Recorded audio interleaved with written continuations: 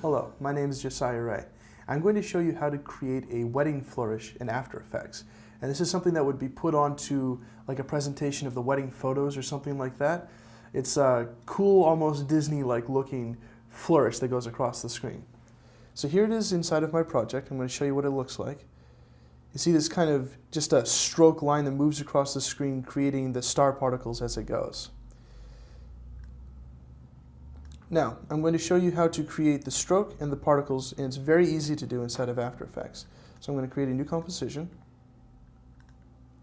and inside of it we'll create a new layer, and this will just create a solid black layer.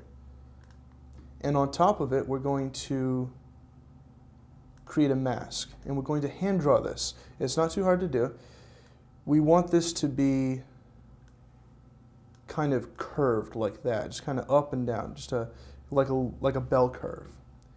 And on top of that we're going to apply the effect for stylize. Nope. Where is it? Stroke. I think I want generate. Yep. So on top of it we're going to apply the effect generate stroke. And you'll notice it automatically selects mask 1. And what stroke basically does is it puts a line on the layer that follows along the path of a mask that you've created. So we're going to increase the brush size a little bit so that we can see that a bit clearer. And you can see that it's followed this bell curve quite nicely. And the nice thing about stroke is that you can animate the start here to follow up, or you can animate the end to come back. And so you can create a lot of different cool looking effects. And what we're going to do is we're going to animate the end to follow the path like that. The first thing though, we're going to select the brush hardness all the way down to 0 so that it's a very soft kind of line. And I always like a little bit of gold in there, so we're going to color that just a little bit gold, not much, but a little bit. And now to get the more italicized feel, the slanted feel there, I'm going to come over to my effects and presets, and I believe this is underneath the distort folder. And we're going to type in slant and apply the CC slant on top of this. And ramp up that slant amount, and you'll notice that it begins to pull it away from the original path a little bit, and that's all right. If we need to, we can always move the layer back. And again, this will take a little bit of playing around with the shape of your path and the amount of slant and back and forth. But this is basically what we're looking for. Now we're going to create a new solid, a new black solid. And this one we're going to go to generate.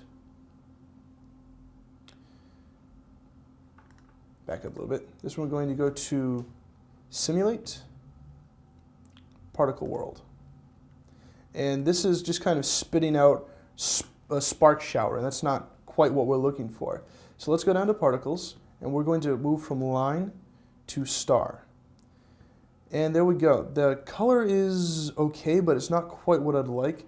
I prefer to have it start as like a white and move to more of a gold color. So something like that. That's a little bit nicer. There are a little bit too many of them, so let's drop the birth rate of the particles down just so that there's only a few popping up. And we can also increase the size of them a little bit.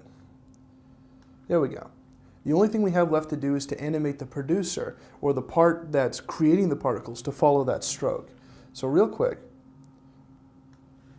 let's come back to the stroke itself and animate that start point like we talked about. Or the end point, excuse me. So create a keyframe here, and we'll have this complete in about, 2 seconds or so.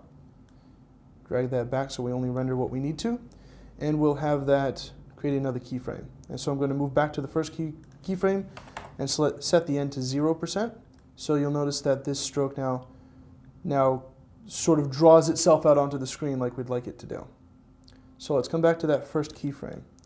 And underneath this black solid that we've got the particles onto, we're going to grab the producer, and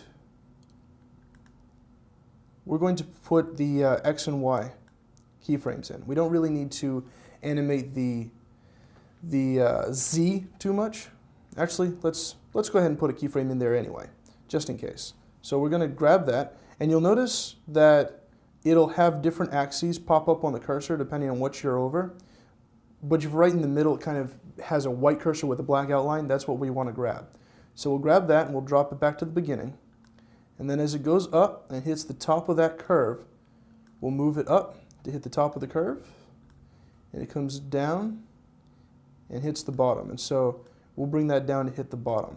And if we watch this, it basically follows the curve. It doesn't have to be exact because, again, it's creating particles that are kind of going everywhere. So let's take a look at what this basically looks like.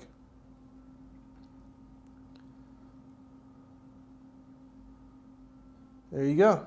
There's your wedding flourish for photos or whatever. You can adjust the timing just by sliding the keyframes back and forth, adjust the shape of it. Because of the way that this is created, you can change the shape of that stroke just by grabbing the points on the mask and sliding them. I hope you've enjoyed this video on how to create a wedding flourish using Adobe After Effects. I'm Josiah Ray.